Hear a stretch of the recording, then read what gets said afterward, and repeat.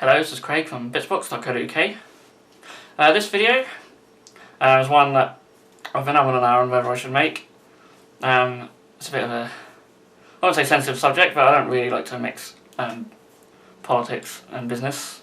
So yeah, this is about the EU referendum and what effect the EU has, being in the EU has had on wargaming. So big disclaimer before I begin, I'm going to vote to remain in the EU, and I will give my reasons for doing so in this video. However, I fully respect people's choices in this referendum, and whether you're in or out, I'm sure you've all got great reasons for it. It's very clear just to see just how this referendum is split, or even political parties are split on what side they are on, so it shows you that of course there's good and bad points, very valid good and bad points to being in or out of the EU for Britain, but I'm only going to talk about wargaming here because it's a wargaming channel, and there's many other reasons why I think we should stay in, but I also, as I say, I see people's reasons for wanting to go out as well. But anyway, this is about wargaming. So it's mainly going to involve GW and online retail.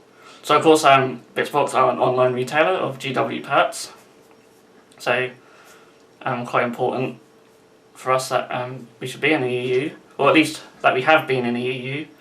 Of course none of us know what the future will bring if the UK were to leave the EU, but certainly if we weren't in the EU in the past, then buying wargames online, especially GW stuff, would be very different for people in the UK and Europe. That is the bottom line.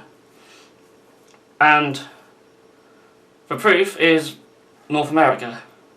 So a few years ago, just like that, all the North American retail stores, the discount retail stores, were just gone basically, because GW said you can't do it anymore.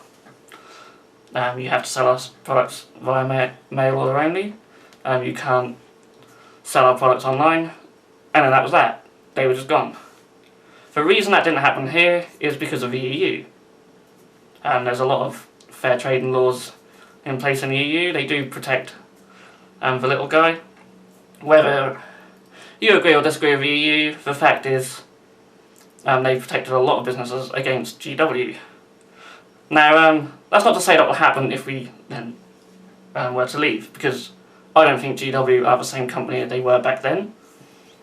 They've got a new CEO now. We've already started to see the effects of that. They're a lot more engaging with their customers. They now have Facebook pages set up again. And they're so much better now. Personally, I think GW won't just turn around and stop UK companies from selling their stuff online. However, if we weren't in the EU before, places like Wayland Games, Darksphere, Element, 40k, etc., they wouldn't be allowed to sell online. And now that's just bad for all of us, really, because these discount stores are great. GW stuff is expensive, and if you can get it at a discount, then that's brilliant.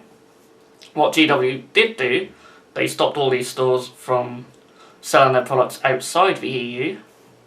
So all of a sudden, like people in Australia who are getting a massive discount on their stuff, even buying it in the UK, because of how the exchange rate was, they then suffered heavily because of this. And, because we're in the EU, all the countries in the EU are protected from that, so, the stores I mentioned before could still ship to countries in the EU, which is also great for people in Europe. So yeah, back then, as I said, GW, a different company then, they just really wanted to stop everyone else from competing with them online. But it's a weird thing with GW, because they make their product and they retail it as well, but they also allow game stores to retail their stuff. And in the UK, there's so many GW stores anyway that the convenience factor is not always a great USP for some of the gaming stores, so they do need to sell their stuff at a discount to encourage more sales. And if they're selling stuff online as well, it's just the nature of a beast. There's always going to be people selling stuff cheaper online, especially with eBay and stuff like that. So, you know, GW just need to embrace it, because at the end of the day, all the products are coming from them anyway, so they make money regardless. And the same with buying stuff from Bitsbox, you know. I have to buy stuff from GW. I don't have any trade agreement with them or anything, so I don't get stuff at a massive discount. I just buy stuff just as anyone else would, you know, just at retail price, and that sucks, because obviously if our profit margins were bigger, then we could buy more stuff, and essentially GW would make more money out of Bitsbox, and the site would have a lot more stock, and everyone would be happy and be great. But unfortunately, you know, GW wouldn't allow that to happen. And of course, it wasn't for the EU, I probably wouldn't even be here now, so they would have probably tried to shut us down as well. That said, they have tried to use EU regulations against us in the past, and that hasn't worked, because we are technically a second-hand store. I mean, you know, we buy boxes in like this, we don't sell them like this, so technically they're not brand new, they are sort of technically second-hand, and there's no sort of rules and regulations stopping people from selling stuff second-hand, really, because if there was, then there'd be no eBay. So yeah, they have tried to use EU stuff against us, but ultimately it's EU laws what have kept us and lots of other online stores going in the past. So yeah, that's why I'm voting to stay in, and as I said, I'm not trying to persuade anyone to vote in.